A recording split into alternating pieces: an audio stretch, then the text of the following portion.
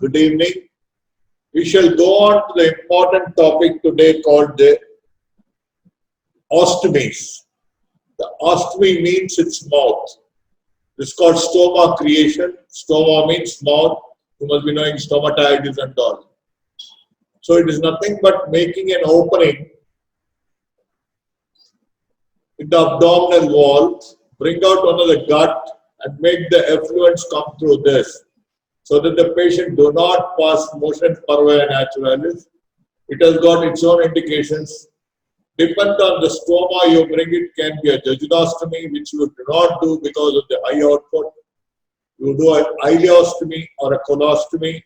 The cecostomy no more is being done nowadays because the ileostomy and cecostomy give the same results as far as the effluent drainage is concerned, but the cecostomy is very difficult to manage.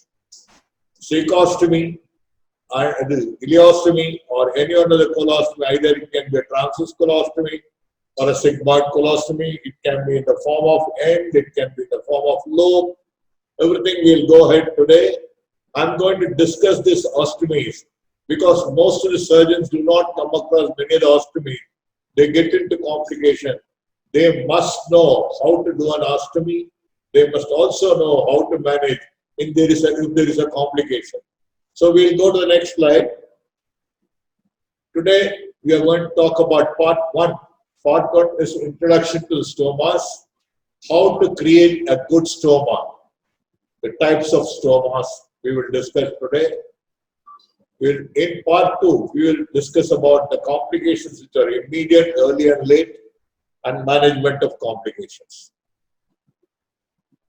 Introductions to stomas. Stoma by definition means mouth or opening in the body. Our mouth is called stoma only, stomatitis. And the intestinal stoma means bringing a part of intestine through the abdominal wall so that the effluent or the fecal material, the waste passes through it via the abdominal wall instead of passing through the distal GI tract. That's called stoma. The historical aspect, way back in 1700s, end of 1700s, the cecostomy was first done by Pylori. The successful stoma was done in 1793. The end stoma was done in 1881. Ileostomy by Madel was 1883. And Brooke is the one who revolutionized the ileostomy because the complications are more. He everted the mucosa and sutured it to the abdominal wall skin so that no serosa of the bowel is exposed, which will lead to serositis and perforation and so on. So Brooke is the one who was revolutionized, taking into consideration when it is exposed to outside or one of your gauze material. The serositis is very common, so averted so that the mucosa is all around seen, the serosa is protected. Then one fellow came with people who are not able to get motion parvae naturalis or frequency of motion is more, especially in inflammatory bowel disease and polyposis coli. We'll do a pouch anal anastomosis. So people are so much troubled. Sometimes they get pouchitis, they might get frequency of motion, excoriation around the anus. So one fellow tried to do, I will do something like a nipple ileostomy where you can insert a tube and evacuate all the contents. It is called Cox ileostomy, or if it is made up of a pouch, it's called Cox ileostomy pouch, continent pouch. It is nothing but he intercepted the distal portion of the ileum and sutured that intercepted portion of the serosa before it comes out in an ostomy. So that narrows down the portion. So every time one has to put in a tube and empty, but it has not stood the test of time. The complication rates were more. So it has become almost obsolete now. See, what are the functions of stoma? It can be a defunctioning stoma. Where are you there? You do a precarious low pelvic anastomosis, the colon, or you do a resection where there is a lot of vascular Geopardy there, but you are trying to do it in the distal colon. Then you do a diversion colostomy. A diversion is nothing but a protective colostomy, mostly done on the left side colonic surgeries where the anastomosis is deep down, or if you're doing a pouch anal anastomosis or pouch rectal anastomosis, you would like to protect the suture line or the stapler line by diverting the stoma for a period of about 12 weeks so that the original suture line heals nicely, then you can reconnect. That's called defunctioning or a protective stoma. But one word about this alone do not prevent a leak. Even with this, the leak will be there if at all your surgery is not good or due to technical problem or some pathological problem that's still lingering there. But only thing is, the result will not be catastrophic when you are just leaving it alone without a stoma. With a stoma, there is always a possibility it will drain completely by your drain, that leak site, and it will heal with a stenosis or a small stricture. So stoma doesn't prevent, but it prevents the catastrophic events that are followed by an anastomosis not protected by a stoma. What is a diversion? Some people will have terrible tinnitus. They'll have terrible multiple fistula in anal. Or a fellow who is melted in pelvic injury in the complete torn perineum, where it will be constantly soiling the perineal area. Where all you would like, the feces should not soil that area, or the existing fistulae require a rest. You must divert the fecal stream. That is called diversion stoma. It is usually done in Crohn's, ulcerative colitis, tear in the perineum with tear of all the sphincters and open hanging rectum, and also in severe proctitis and also in severe excoriation due to a pouch anal anastomosis. You will have to immediately do a diversion stoma so that it heals beautifully. Decompression stoma is to be done in a case of malignancy.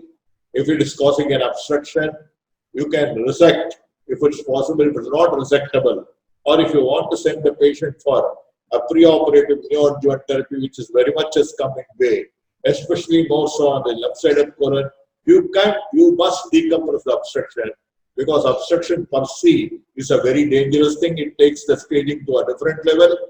You must do a decompression. The important policy is it should not be nearer the obstruction. It should be away from the obstruction, because if the obstruction is due to malignancy, it is likely to involve your stoma in the subsequent time and you will not be. Or if there is a malignancy spread, shortening of the mesocolon, sigmoid especially, you will not be pull it out. So better to do it far away. So what my suggestion is, if at all you are doing a decompression stoma, it is preferably do it at the transverse colon, either mid-transverse colon, the right transverse colon. The same thing applies to a diversion stoma also as far as the colon is concerned. How to create a good stoma? There are just some general principles. Steps, you must choose which portion of the intestine is going to bring out and where is going to be your skin size. What is the skin incision? What type of subcutaneous dissection you are going to do, what type of rected sheath incision you are going to give, how to deliver the intestine, and how to mature the stoma. Each of the above steps I am going to discuss. Every postoperative complication has its origin in the operating room itself if you are not giving value to all these 5 points. Usually when I was a student, if you want to do a stoma, there will be a stoma therapist. We will have to send the patient to the stoma therapist the previous day. She will mark the stomal site and make it. That is where we will have to do stoma. How will you mark the stomal site? Except in emergencies. That also over a period of time you will learn how to do it. How to do a site marking in a case of stoma. You can do that. A stomal opening should be easily seen by any individual, whether they are lean or fat.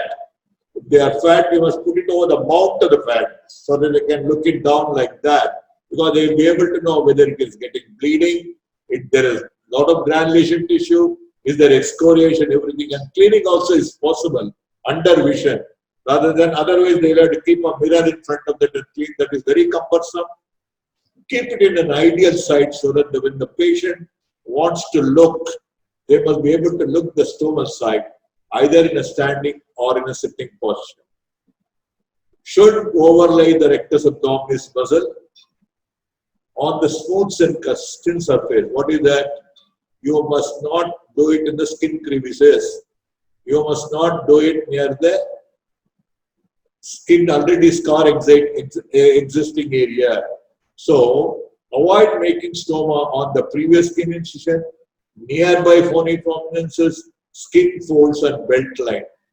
Belt line is deadly. If you make the patient naked in a privacy with a lady, if it's a lady patient or a male patient with another colleague of yours, you can easily see the mark of his belt line. You must avoid before marking the stomal site. See, it's a beautiful thing. See, this lady is obese. If you place anywhere here, she cannot see because there is an overhanging fat. So this area should be avoided. Preferably her stoma must be somewhere there so that she can bend and see. You must avoid creases. See, these are the creases you must avoid. You must put anywhere here and here. Here it is little difficult if there is an overhanging fat like this. Somewhere there will be a better place. You can see how we have avoided this and this. And that will be the ideal site. A spino-umbilical line on either side. Proximal 2/3 and distal 1/3 joining area is the best. It prevents the bony prominence. This is the amount of fat, even if it is there, it is at the sprouting at the amount of fat, even for an obese lady. And the application of the stoma will be good. Only one thing is, you must always take into consideration of the midline incision, and you should be away from the midline on one of the sides so that placing of the stomal opening will be away. It will not soil the general incision, and you can apply your stomal appliance nicely. So this is the preferred stomal site.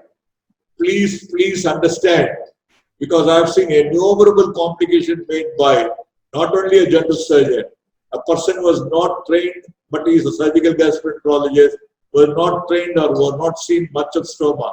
Stoma is one of the things which is very difficult to understand. The moment you understand the principles behind it, treatment is easy, maintenance is easy. You can win the confidence of the patient. Step 2, mark the incision the previous day itself, counsel the patient, and take a button-like skin out. Now, everybody has got a knack of taking away the fat that is underneath. That is started very many years back when I was a student. But they could understand by taking that fat, the scaffolding on all the sides of the gut which is coming out is not there. It may cause a kink, it may go to one side and get adhered, so it may not function properly. Always leave the fat. Don't resect the fat. Dissect the fat. Make an opening. That is most important. It should be away from the main laparotomy incision and drain side for fitting the stoma back. It just area which reaches without tension. That not only depends on the abdominal wall, also what are the type of dissection you're going to do inside so that it comes out without tension. For an upper thing, if you make an open ear, it will not come under tension under your membrane. It will be exactly overlaying the intestine which you're going to bring it out. It should be at or above the spino-umbilical line. Subcutaneous fat only to be dissected. It should not be dissected with the cautery. Then you must always make a cruciate incision in the anterior rectal sheath. Not only one incision. You must always separate the muscle, not divide the muscle. Dividing the muscle makes a very weak side. Subsequent years, closing the stoma, you may have a big defect. Sometimes you are compelled to put a mesh. So don't do that. The rectus opening is such a way, must admit at least 2 fingers. My way is to put 2 fingers inside and stretch it myself on all directions so that the bowel will come out nicely. 2 fingers, what he means is not this this. Totally 4 fingers should go, and you must pull it away on all sides so that it admits the outcoming bowel. A larger opening sometimes may cause a stomal prolapse or a peristomal hernia, but you need not worry. Small opening is deadly. It can cause a vascular jeopardy by compressing on the mesenteric vessels, or when you pull out violently, it may tear the bowel. You may again resect and bring it on. So be very careful. Cruciate incision, splitting the rectus muscle, delivering the intestine, use Babcock's forceps. Don't use Alice. Babcock's is the best. You push it from inside rather than pulling it from outside. Or it should be a synchronous push and pull so that it will come nicely. Avoid serocell or full thickness tear during this step. For this, you should have a sufficient opening. You must have the judge between the push and the pull. If there is any difficulty, again go back and see where is this getting caught. Stretch that, it will easily come out. So that is how it just be pulled. See how beautifully we have done. Now, while you are pulling it out, especially a loose stoma, you must avoid a twist. Otherwise, you are creating an iatrogenic valvulus in the gut, by which you are obstructing the proximal and distal lumen. The patient will go in for a defunctioning or non-functioning stoma, where you may have to revise it subsequently. The moment you pull it, you lift the abdomen and see the proximal and lesser are not twisted and is nicely coming out together. That is a must. At this moment, observe for vascularity, tension-free deliverance of intestine, very, very important. I am doing it, I am pull it, next day you'll see a black round only. Then the whole thing will retract. Sometimes it will retract in the peritoneal cavity, causing peritonitis and acute abdomen. Sometimes over a period of time, the whole thing closes, or it may go in for a stricture. So don't take with tension, tension-free deliverance, orientation, proximal and distal left, intraperitoneal bowel alignment is a must. You start it from the duodenal junction, trace it nicely, then the terminal ileum should come. Or proximal and distal should come if you are doing somewhere in the mid ileum. Like that you must trace. When you are pulling out the sigmoid, you must see nicely it is coming down, then it is going into the pelvis, dipping into the pelvis. So always be careful that you don't twist your bowel. Maturation of the stoma, or always what we do is, we fix the bowel to the lateral abdominal wall in the peritoneum so that it doesn't get twisted, number one. Number two, it doesn't get kicked, number two. Number three, it doesn't allow any herniation along the side between the gut and the abdominal wall. This should be done for every case, whether it's a colon or this thing, except in transverse colostomy. If you're doing an ileostomy, you'll have to do it. If you're doing a left side colostomy, you'll have to do it. If you're doing a transverse colostomy, don't worry about it. Then, fix the intestine to the rectus sheath, whichever is easier. From interior, it will be intra-abdominal, it will be easier. Otherwise, extra-abdominal also if the patient is thin. And do an enterotomy. Do a Proutting stroma. The moment you do an enterotomy in the middle, you catch it with the Babcock's, evert the whole thing. Like a nice, beautiful flower, it will evert. And you do a Brooks configuration. That's nothing but suturing the mucosa to the skin. Then fixation to the skin, application of stomal bag. Maturation will be discussed in individual cases subsequently. Types of stomas. Stoma, it can be an ileostomy, it can be an end, lobe, double barrel, or Cox Forge. Stoma, colostomy, it can be end or lobe. Loop ileostomy, very, very important.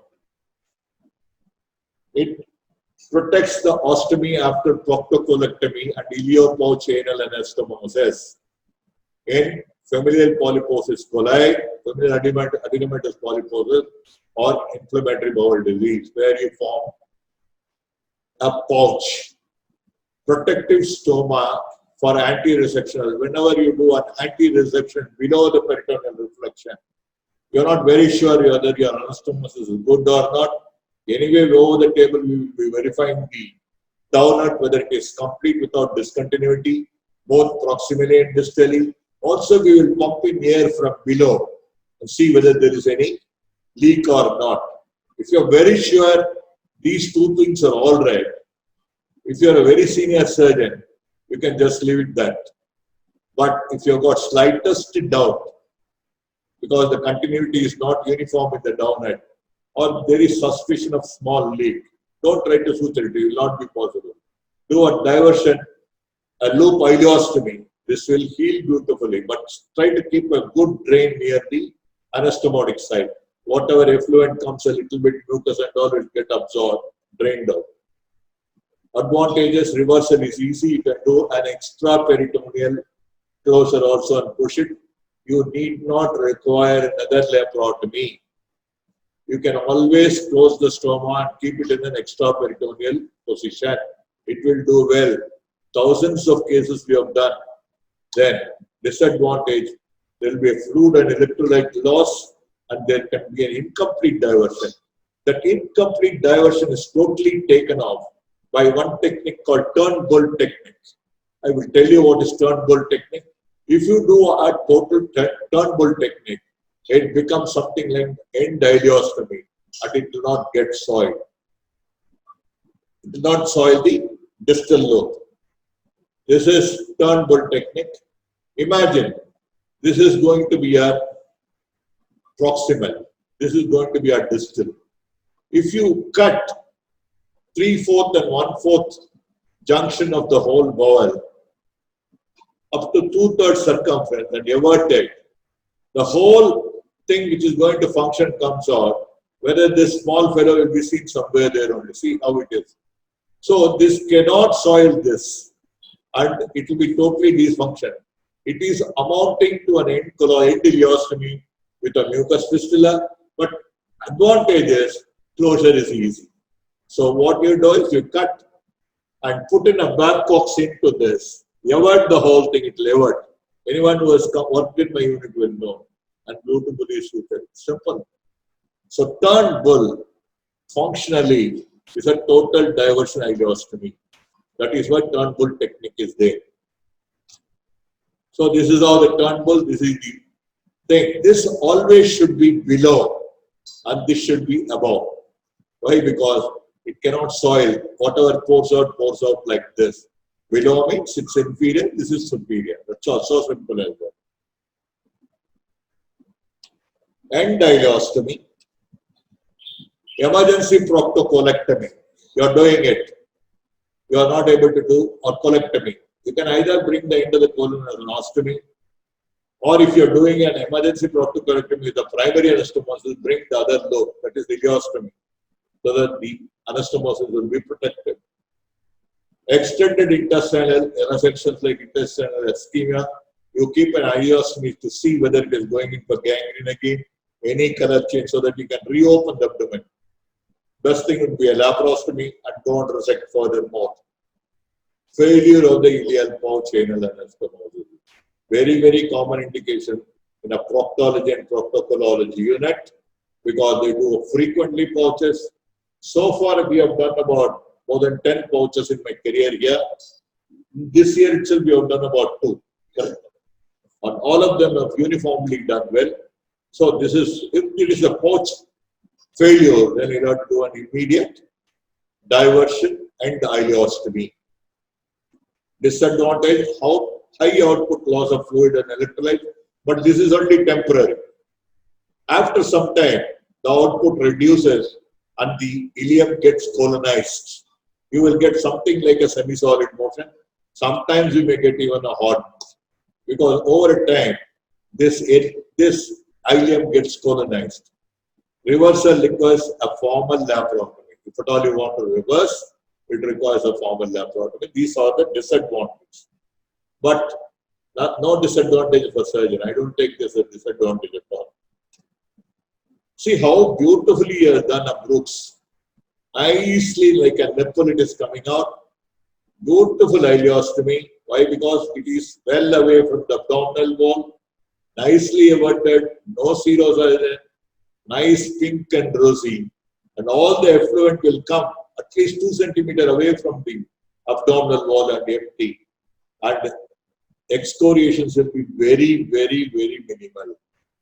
One point here I want to stress to the postgraduates is any stoma you are doing on the right side of the colon, towards the right of the transverse colon, it should be a protruding stoma.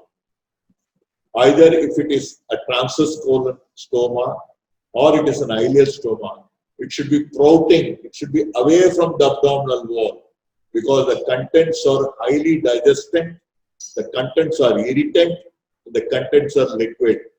If you don't do a stoma properly, if you flush this with the abdominal wall, that is the end of that fellow's story. Poor fellow will curse you day in and day out. So, an ileostomy or a right-sided colostomy must always be a protruding stoma. Whereas on the left side, you can have it flush so that many of them will not even see except at the time of motion, because on the left side, it is totally a solid motion coming as it is coming from the rectum. Some other people get tuned to it in such a way, after a good cup of coffee, they will go and stand near the water closet, the whole thing will empty on their own. And they will just wash it nicely and put up this thing and put. While walking, you'll have to put a small stoma. Only trouble is when you get a diarrhea and all, there is an excoriation problem. That's once in a way. Cox continent ileostomy. Familial adenomatous polyposis coli, ulcerative colitis, conversion from ileal pouch anal anastomosis. It's fallen out because nipple valve slippage, after some time it goes back, it doesn't function properly, it becomes an ileostomy. See, as you say, we intercept and suture it so that it becomes a narrow area here through which a tube is always passed and released. It can be in the form of a pouch. You can see the pouch nicely, you can do it. But this has become a failure. After some time, the sutures gets absorbed. It will go back and that will become a straight ileostomy. So it is out of vogue now. And colostomy in Hartmann's procedure, every surgeon should know. It will be helpful for them any time in their life. Indication for an end colostomy, perforating sigmoid diverticulitis with the fecal peritonitis. Nowadays, if you diagnose this early, a simple diversion of an end colostomy, leaving this piece with a good drain, will heal this diverticulitis completely. If there is a severe fecal peritonitis, you will have to open, do a diversion in the general condition and go to remove this bloody diverticular portion of the colon. Obstructing rectus sigmoid, if the stage is anywhere between T3, if you want to send the patient for neoadjuvant therapy for a better oncological outcome, then immediately do an end colostomy with the mucus fistula. If there is a rectus sigmoid growth, you don't close it. Sometimes you close it on either side like a Hartmann.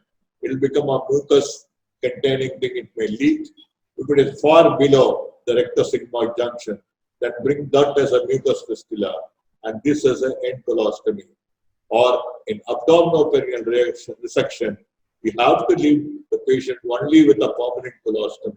These are the indications for end colostomy. Advantages: minimal skin damage, loss of fluids and electrolytes as stool or well formed. Hartmann's procedure, if it is well within your reach of resection, you could get a good oncological outcome. At the same time, you don't want to do a primary anastomosis. You resect this with a good margin wherever you want to cut, bring down an endostomy, close this as a Hartmann procedure. At a later date, when the whole thing becomes all right, do a staple anastomosis or a hand-sewn anastomosis. Depend on your technical skill, depends on the pelvic capacity or the capaciousness of the pelvis, depends on the availability of staplers and all. I would like to do a stapler, but it's far lower down. Otherwise, very simple, because by this time you open this will get closed, simply shove in the main instrument, the needle will come out, put in a anvil here, lock it and fire it, that's all, finished. Surgery is over. So that is Hartmann's procedure. So this is how Hartmann's has been. This is a diagrammatic representation. You can see how beautifully a Hartmann's is done. Intraoperative and post-operative.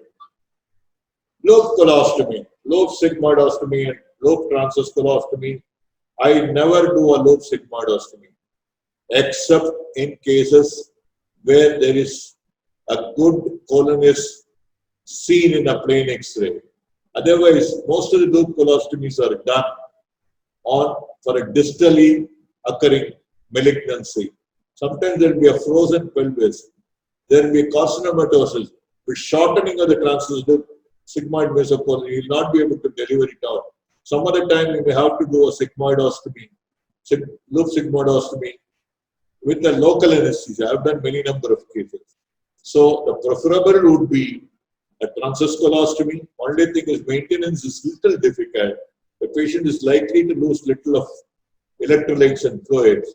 But this is the best you can do under local within 10 to 15 minutes.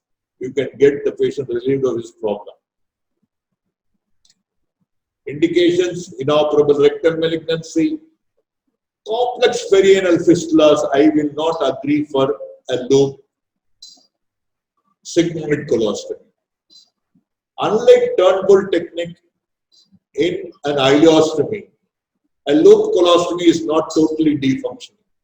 Certain amount of fecal matter will go into the distal stream and you will get a non-healing area lower down.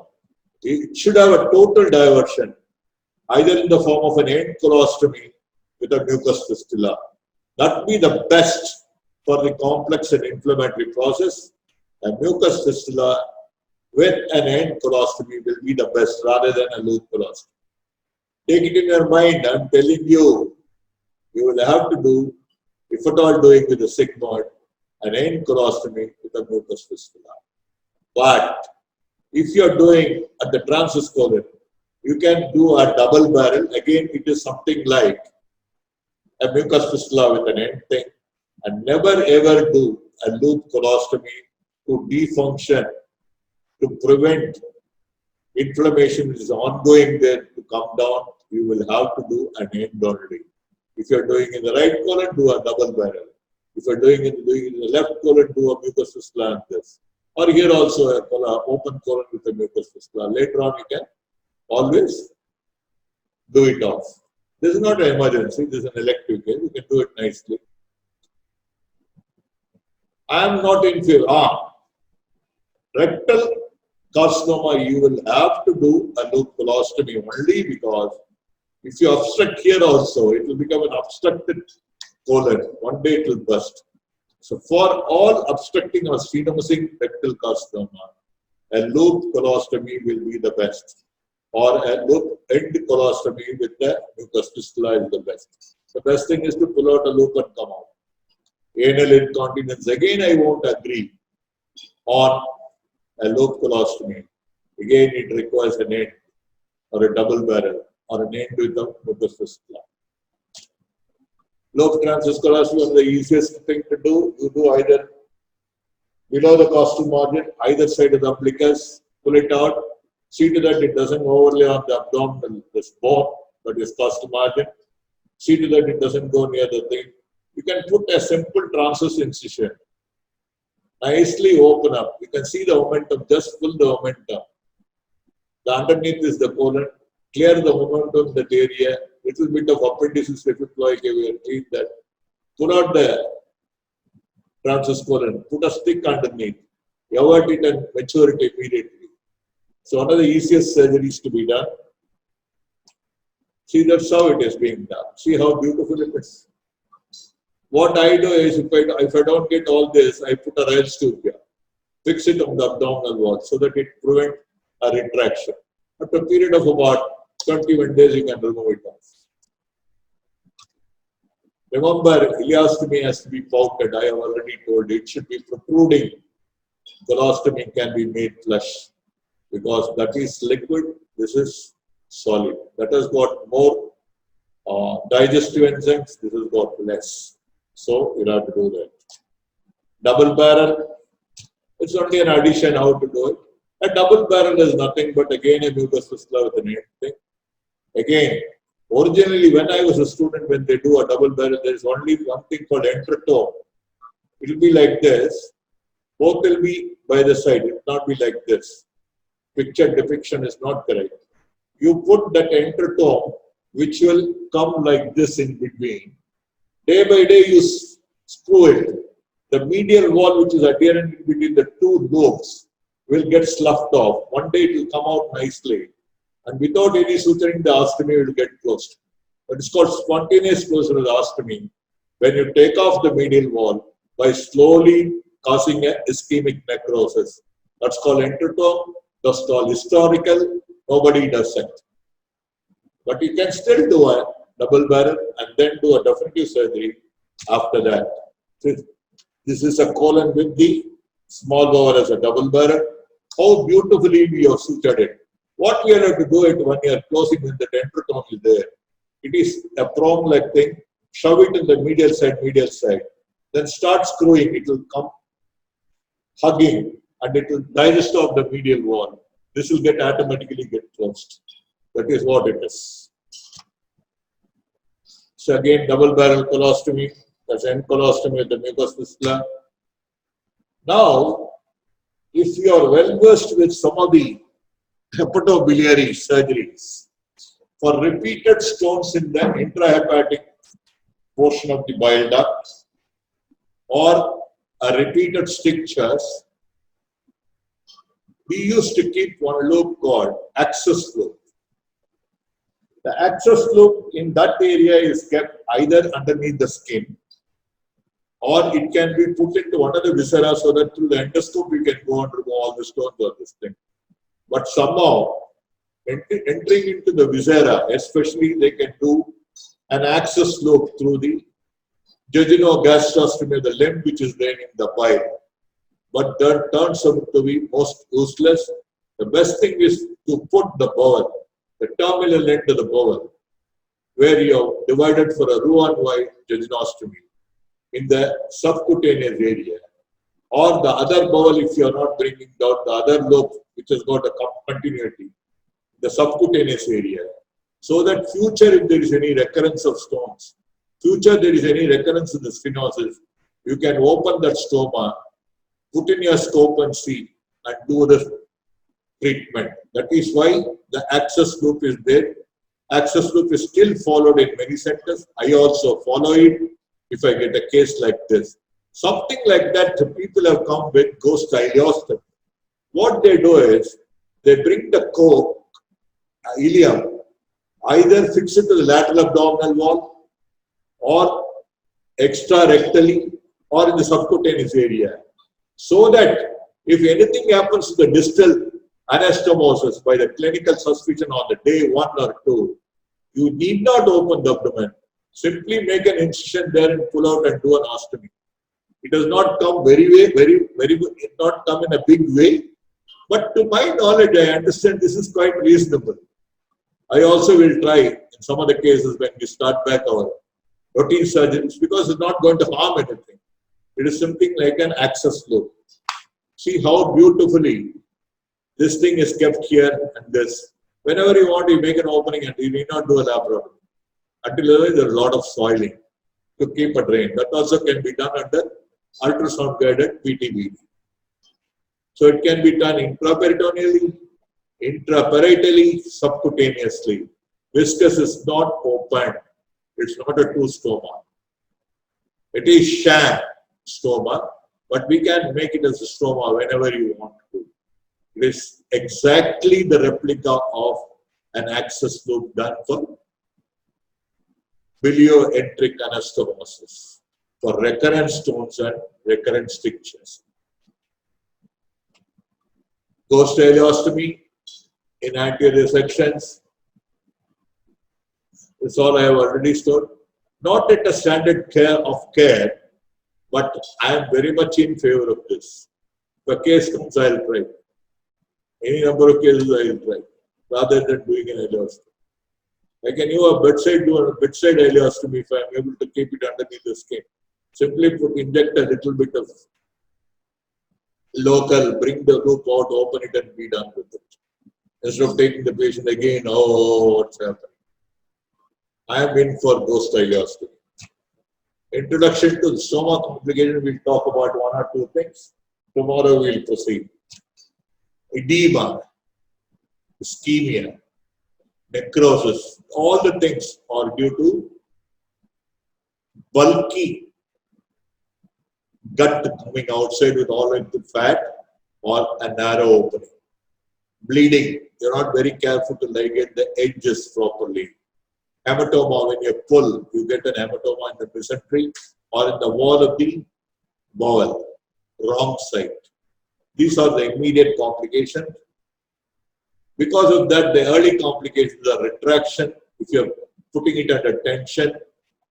Sometimes the mucocutaneous separation can happen, nothing to worry if you have fixed it properly deep down in the rectus sheath. This will automatically heal. Stenosis for the retracting stoma, something like when you're doing a complete skin removal in a hemorrhoid. When it heals, it becomes like an umbrella ring. Something like that will happen here. Peristomal irritation if you're not keeping up, sprouting this thing. Peristomal abscess if you're contaminating the stomal root. Obstruction again due to twisting or not taking proximal and proximal and distal correctly, or it could be due to a tightness of the abdominal wall opening itself. Wrong limb maturation. Nothing will happen. It will go into stenosis. Even if you bring everything, everything will come out, provided you keep it. But that is not correct. Wrong limb maturation. You'll have to mature the proximal only. Distal thing, you need not mature or put one or two sutures. Late stenosis, retraction, obstruction, peristomal abscess, stomal prolapse, peristomal hernia, a recurrence of the disease, and very rarely when you're doing it for polyposis coli or Crohn's, you may get into malignancy. Detailed discussion of the stoma and what complications can be done tomorrow. Today's attendance is 20 only. Tell your friends because these are all important. Not very many times they will have time to teach you all because the number of cases you get is less and you've got a lot of things to be covered in general surgery. So this can only be taught an occasion like this so that it will be useful for you in your day-to-day practice. We'll talk tomorrow again of the complications.